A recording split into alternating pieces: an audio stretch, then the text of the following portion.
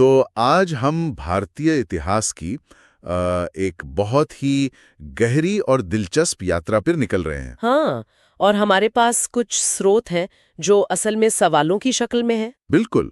और हमारा मिशन सिर्फ इन सवालों के जवाब ढूंढना नहीं है, बल्कि इनके जरिए उन बड़े पैटर्न को पकड़ना है जो मतलब हजारों सालों से इस उपमहाद्वीप की कहानी को बुनते आए हैं। सही बात है। हम ये समझने की कोशिश करेंगे कि सत्ता और समाज को कंट्रोल करने के तरीके समय के साथ कैसे बदले। पानी और व्यापार से लेकर जमीन तक, और विचारधारा, यहाँ तक कि खुद इतिहास लिखने के तरीके भी। तो चलिए पहला सवाल उठाते हैं। बिल्कुल। ये सवाल आप कह सकती हैं एक धागे की तरह है। एक एक करके इन्हें सुलझाएं तो पूरी तस्वीर सामने आ जाएगी। अच्छा, तो पहला सवाल हमें एकदम शुरुआत में ले जाता है, सिंधु घाटी सभ्यता। सवाल ये है कि उनकी शहरी बनावट में सबसे हैरान करने वाली बात क्या थी? तो स्रोतों के मुताबिक उनके पास ग्रिड पैटर्न पर बनी सड़कें थीं, एकदम सीधी। ये बहुत दिलचस्प है। उनके पास बैलगाड़ियां थीं, पर घोड़ों का कोई सबूत नहीं मिला। ये तो मेरी कल्पना से बिल्कुल उल्टा है। मुझे लगता था कि प्राचीन साम्राज्यों का मतलब ही घोड़े और सेना होता है। यही तो बात दिलचस्प हो जाती है, घोड़ों का ना होना और दूसरी तरफ मानकीकृत वजन और मोहरों का मिलना एक बिल्कुल अलग कहानी कहता है। उनकी मोहरें। हाँ, उनकी मोहरें जिन पर जानवरों की आकृतियां हैं और एक लिपि है जिसे हम आज तक पढ़ नहीं पाए हैं, वो सिर्फ पूजा पाठ के लिए नहीं थी। तो फिर किस लिए थी? वो व्यापार की गारंटी थी, एक तरह से क्वालिटी कंट्रोल का एक प्राचीन रूप। ये हमें बताता है कि सिंधु घाटी सभ्यता शायद एक व्यापारिक गणराज्य जैसी थी। मतलब कोई सैन्य ताकत नहीं जो घोड़ों पर सवार होकर दूसरे इलाके जीतती हो। कम से कम सबूत तो यही इशारा करते हैं। और वो लिपि आज भी एक रहस्य है। तो अगर उस दौर में नियंत्रण का जरिया व्यापार था, तो इसके बाद क्या बदला? हमारे स्रोतों का अगला सवाल हमें मौर्य साम्राज्य की तरफ ले जाता है। हाँ, मौर्य प्रशासन। सवाल है कि उनके प्रशासन में ऐसा क्या खास था जो दिखाता है कि वो सिर्फ लड़ाई पर नहीं, बल्कि अर्थव्यवस्था की बुनियाद पर ध्यान देते थे। इसका जवाब है पानी। पानी? हाँ, पानी। मौर्यों को ये बात बहुत अच्छी तरह समझ में आ गई थी कि इतने बड़े साम्राज्य को चलाने के लिए एक मजबूत कृषि अर्थव्यवस्था चाहिए। और खेती के लिए पानी सबसे जरूरी है। बिल्कुल। हमारे स्रोतों में सुइया, पुष्यगुप्त, तुशास्प और सुविशाख जैसे खास अधिकारियों के नाम मिलते हैं। ये कौन थे? सेनापति? नहीं, यही तो बात है। ये सेनापति नहीं थे, ये अपने अपने इलाकों में जल प्रबंधन के विशेषज्ञ थे, वाटर मैनेजमेंट एक्सपर्ट्स। एक मिनट, मतलब 2500 साल पहले उनके पास जल प्रबंधन के लिए खास अधिकारी होते थे? हाँ, इनका काम नहरें बनवाना, झीलों की देखरेख करना और ये पक्का करना था कि किसानों तक पानी पहुंचे। ये तो आज के जल शक्ति मंत्रालय जैसा कुछ लगता है। आप कह सकते हैं, ये उस दौर के हिसाब से बहुत उन्नत सोच थी। वो समझते थे कि अगर कृषि से लगातार टैक्स वसूलना है तो किसानों को पानी की गारंटी देनी होगी। ये साम्राज्य की आर्थिक रीढ़ थी। तो मौर्यों ने पानी को नियंत्रित करके साम्राज्य चलाया। लेकिन जब केंद्रीय शक्ति कमजोर हुई तो मध्यकाल के शासकों को नए तरीके खोजने पड़े होंगे। जाहिर है। और यहीं से हमारा अगला सवाल आता है, जो हमें दिल्ली सल्तनत और दक्षिण के राष्ट्रकूटों तक ले जाता है। सवाल है, शासक अपने सरदारों से कैसे बात करते थे? ये बहुत अच्छा सवाल है। लोधी वंश के बहलोल लोधी अपने अमीरों को मसनद-ए-आली कहकर बुलाते थे। मसनद-ए-आली? हाँ, जबकि राष्ट्रकूट राजाओं के शाही आदेश राजस्रावितम कहलाते थे। तो ये सिर्फ अलग-अलग नाम हैं या इनका कोई गहरा मतलब है? नहीं, इनका बहुत गहरा मतलब है। मसनद-ए-आली का मतलब है ऊंची गद्दी। बहलोल लोधी अपने अफगान सरदारों को ये कहकर जताते थे कि आप सब मेरे बराबर हैं, बस मैं बराबरी वालों में पहला हूँ।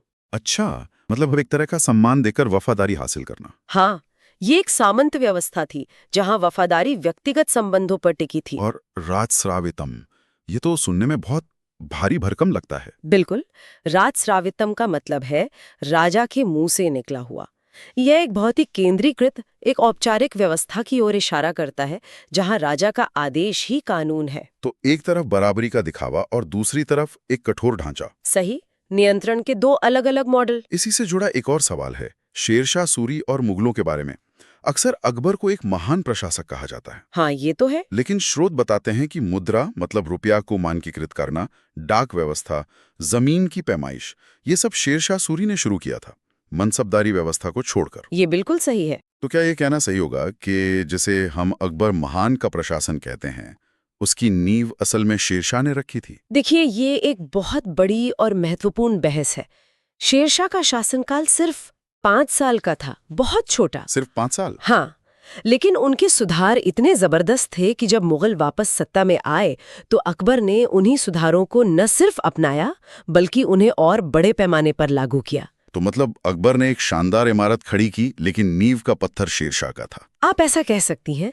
ये इतिहास का एक क्लासिक उदाहरण है जहां क्रेडिट अक्सर उसे मिलता है जो किसी आइडिया को बड़े पैमाने पर लागू करता है, न कि उसे जो उस आइडिया को सोचता है। वाह! अब मुगल प्रशासन से आगे बढ़कर आधुनिक भारत की तरफ आते हैं, जब अंग्रेज अपनी पकड़ बना रहे थे। हमारे स्रोतों में सहायक संधि प्रणाली या सब्सिडियरी अलायंस का जिक्र है। यह सुनने में तो एक समझौता लगता है, पर क्या ये वाकई बराबरी का सौदा था? बिल्कुल नहीं। सहायक संधि अप्रत्यक्ष साम्राज्यवाद का सबसे चतुर और खतरनाक उदाहरण है। मतलब इसे ऐसे समझिए, अंग्रेज किसी भारतीय राजा के पास जाकर कहते, आपको बाहरी दुश्मनों से खतरा है, हम आपकी सुरक्षा करेंगे, बस आप अपनी सेना भंग कर दीजिए और हमारी एक सेना अपने राज्य में रख लीजिए। सुनने में तो अच्छा ऑफर लगता है। इसमें जाल कहाँ है? जाल ये है कि उस ब्रिटिश सेना का सारा खर्चा भी वही राजा उठाएगा। और धीरे धीरे ये खर्चा इतना बढ़ जाता था कि राजा कर्ज में डूब जाता था। फिर उस कर्ज के बदले उसे अपने राज्य का एक बड़ा हिस्सा कंपनी को देना पड़ता था। और अपनी सेना तो होती नहीं थी, तो वो कुछ कर भी नहीं सकता था। बिल्कुल, नाम के लिए वो राजा था, पर असल में वो एक कठपुतली बन चुका था। ये बिना सीधी लड़ाई लड़े पूरे राज्य पर कब्जा करने का एक तरीका था। मतलब सुरक्षा देने के नाम पर किसी के घर में अपनी पुलिस बिठा देना और घर के मालिक से ही उसका सारा खर्चा भी वसूलना। बहुत सटीक उदाहरण है। और इसका भारतीय अर्थव्यवस्था पर क्या असर पड़ा? बहुत गहरा। ब्रिटिश नीतियों का एक ही मकसद था, इंग्लैंड को अमीर बनाना। उन्होंने भारत को कच्चे माल का सप्लायर और ब्रिटेन में बने तैयार माल का बाजार बना दिया। मतलब यहाँ से कपास, नील वगैरह सस्ते में ले जाओ और वहाँ के कारखानों में बना कपड़ा महंगे दाम पर वापस यहीं बेचो। नतीजा ये हुआ कि भारत के सदियों पुराने हस्तशिल्प और कपड़ा उद्योग बर्बाद हो गए। इसे ही वे उद्योगीकरण या डी इंडस्ट्रियलाइजेशन कहते हैं। तो एक तरफ राजनीतिक नियंत्रण और दूसरी तरफ आर्थिक शोषण। जाहिर है इसकी प्रतिक्रिया भी हुई होगी। हमारे स्रोत हमें भारतीय राष्ट्रवाद के उदय की ओर ले जाते हैं। हाँ, कांग्रेस की स्थापना, गुरुकुल कांगड़ी। लेकिन क्या ये आजादी का आंदोलन एक ही आवाज में बात कर रहा था? हमारे पास डॉक्टर B.R. अम्बेडकर का जिक्र है और E.V. रामास्वामी का, जिन्होंने दक्षिण में आत्मसम्मान आंदोलन चलाया। ये समझना बहुत जरूरी है कि भारत का स्वतंत्रता संग्राम कोई एक अखंड आंदोलन नहीं था। ये कई धाराओं का संगम था और इन धाराओं में अक्सर टकराव भी होता था। टकराव, हाँ। एक तरफ कांग्रेस राजनीतिक आजादी को प्राथमिकता दे रही थी, दूसरी तरफ डॉक्टर अंबेडकर और E.V. रामास्वामी जैसे नेताओं का कहना था कि राजनीतिक आजादी का तब तक कोई मतलब नहीं जब तक समाज के भीतर हजारों सालों से चला आ रहा जातिगत भेदभाव खत्म नहीं होता। मतलब उनके लिए सामाजिक न्याय ज्यादा जरूरी था। सामाजिक न्याय पहला कदम था, उनके लिए वो राजनीतिक स्वतंत्रता से भी ज्यादा जरूरी था। तो आजादी का मतलब हर किसी के लिए अलग अलग था। इसी से जुड़ा हमारा आखिरी हिस्सा है इतिहास को समझना और लिखना। हाँ, इतिहास लेखन।